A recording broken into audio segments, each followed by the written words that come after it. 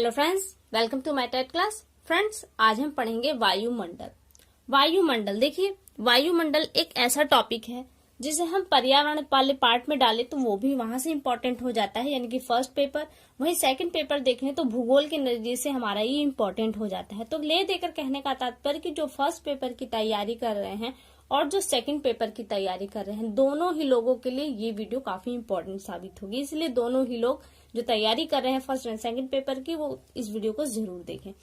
आइए स्टार्ट करते हैं अपनी वीडियो। वायु क्या है? देखिए, पृथ्वी के चारों ओर एक आवरण घेरा हुआ है। हमें ही चारों तरफ से एक आवरण ने घेरा है। क्या है वो? वायु। क्या वायु हमें दिखाई देती है? नहीं दिखाई देती, लेकिन उसने हमें चारों तरफ से घेर रखा है और इस फैलाव को ही वायुमंडल कहते हैं। जिसने हमें चारों तरफ से घेर रखा है वो वायुमंडल नहीं है, वरन पृथ्वी को जिसने चारों तरफ से घेर रखा है वो वायुमंडल है।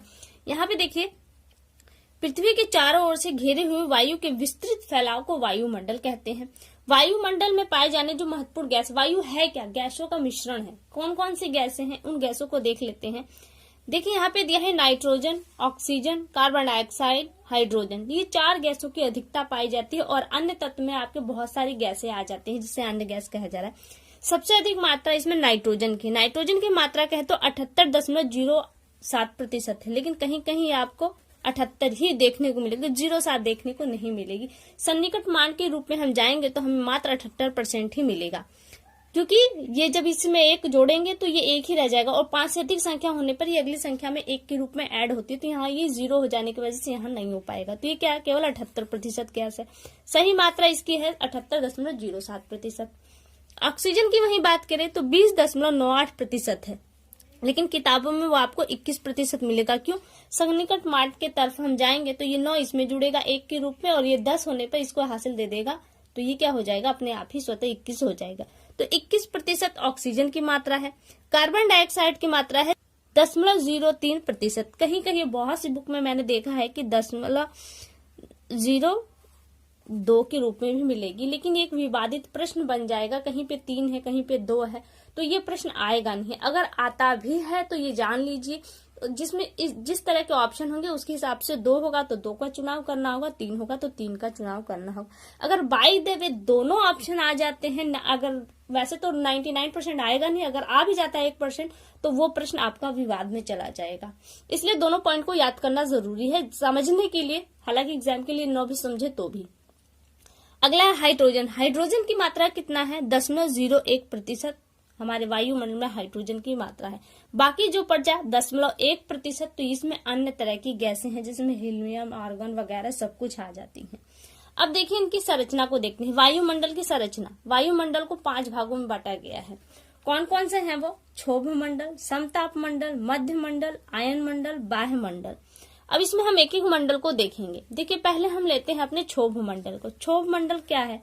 जो पृथ्वी के सबसे निकट है। इसे इंग्लिश में ट्रोपोस्फियर कहा जाता है। और एक बात की, एग्जाम में क्षोभ मंडल न देकर ट्रोपोस्फियर ही देता है, वो हिंदी में ही लिखा दे देगा। तो ऐसा होगा क्या? आप लोगों ने क्षोभ मंडल पढ़ा हो और ट्रोपोस्फियर को न जाना हो तो ये थोड़ी सी प्रॉब्लम हो जाती है कि जो हिंदी भाषी लोग हैं वो गड़बड़ हो जाती है। तो इसलिए ये जान लीजिए कि ट्रोपोस्फियर आपको जानना जरूरी है।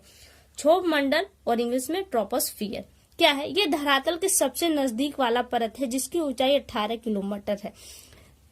अब देखिए, इसके बारे में थोड़ी सी और जानकारी दे देते हैं कि 18 किलोमीटर कहाँ है? भूमध्य रेखा पर इसकी ऊंचाई 18 किलोमीटर है।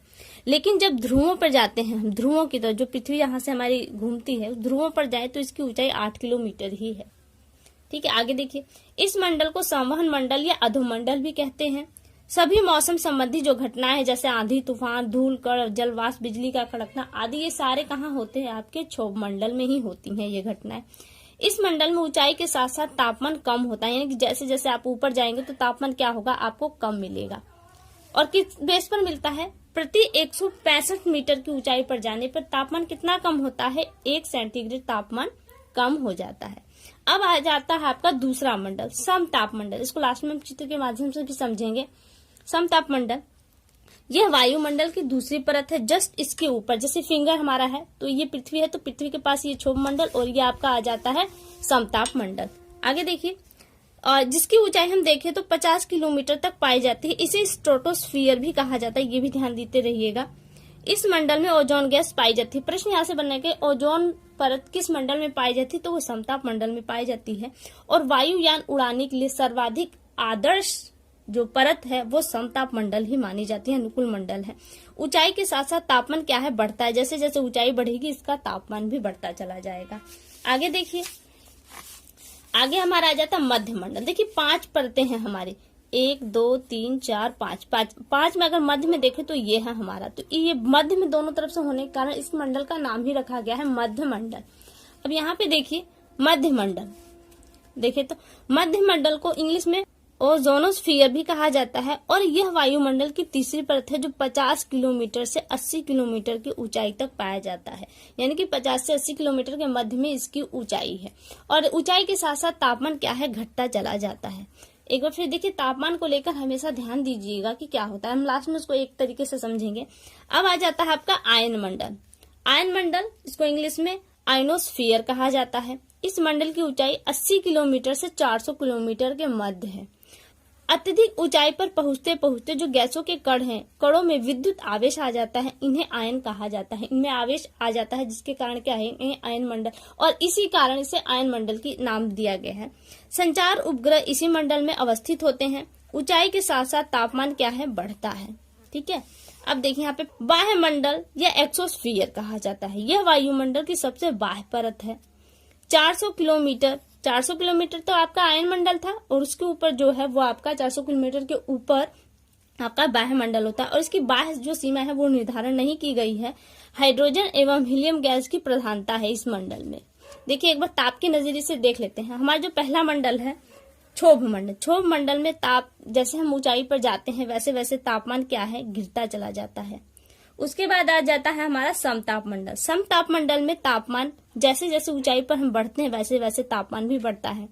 उसके बाद आता है मध्य मंडल। मध्य मंडल में ऊंचाई के साथ साथ तापमान फिर पुनः घटने लगता है।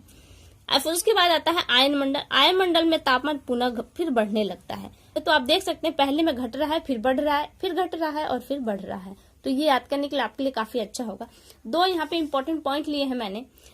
पृथ्वी पर ऊर्जा का मात्र एक स्रोत सूर्य है। तो देखिए पृथ्वी को प्राप्त होने वाली सौर ऊर्जा, यानी कि सूर्य से जो ऊर्जा प्राप्त होती है उसे सूर्य ताप कहते हैं। बहुत ही इंपॉर्टेंट पॉइंट है, याद रखिएगा।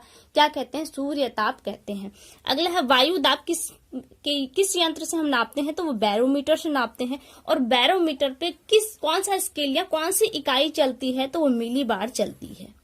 जैसे हम किसी चीज को स्केल से नापते हैं तो स्केल में हम कौन सी चीज लेकर चलते हैं, सेंटीमीटर और मीटर लेकर चलते हैं। वैसे यही है कि वायु दाब को हम जिस यंत्र से नापते हैं वो बैरोमीटर है, और बैरोमीटर पे जो इकाई है वो मिली बार के रूप में चलती है। देखिए इस पूरे चीज को हम एक बार, एक चित्र है मेरे पास, उसके माध्यम से समझ लेते हैं। ये देखिए यहाँ पे देखिए पृथ्वी की सतह दिया गया है, और यहाँ पे आप देख सकते हैं ये क्षोभ मंडल दिखाया गया है। कहा ये आपका कौन सा 8 किलोमीटर की ऊंचाई दे रहा है, तो ये कौन सा क्षेत्र हो गया, आपका ध्रुव हो गया। और ये क्या आपका भूमध्य रेखीय प्रदेश, जहाँ पे इसकी ऊंचाई 18 किलोमीटर। आप देख सकते हैं मौसम संबंधी घटनाएं यहीं पे दिखाई दे रही हैं। और दे रहा है कि ऊंचाई के साथ तापमान घटता है। आगे आपका है समताप मंडल। समताप मंडल वायुयान उड़ान के लिए सबसे आदर्श मंडल पाया है। तो यहाँ पे आप देख सकते हैं वायुयान को उड़ते हुए दिखाया जा रहा है, और इसी मंडल में ओजोन गैस पाई जाती है। तो यहाँ पे देखिए दिया गया है ओजोन, और दिया है कि 0 सेंटीमीटर ऊंचाई के साथ तापमान बढ़ता है।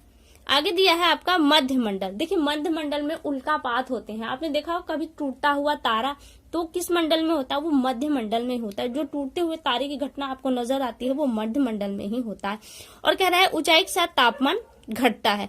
फिर देखिए आयन मंडल आ गया आपका। आयन मंडल के लिए दिया है रेडियो तरंगों को परावर्तित करती है, और यहीं से हमारी जो संचार प्रणाली है इसी के कारण ही स्थापित होती है। तो जो हमारे टेलीफोन वगैरह, फोन वगैरह जो काम करते हैं, टीवी वगैरह काम करते हैं, वो इसी आयन मंडल की वजह से काम करते हैं। और ऊंचाई के साथ तापमान बढ़ता है। और दिया है बाह्य मंडल। बाह्य मंडल ये देख सकते हैं जो 400 किलोमीटर के ऊपर का जो एरिया हो जाता है वो आपका बाह्य मंडल। और यहाँ पे जो तापमान देखिए दे रहा है 1000 सेंटीग्रेड से अधिक का रहता है। तो फिलहाल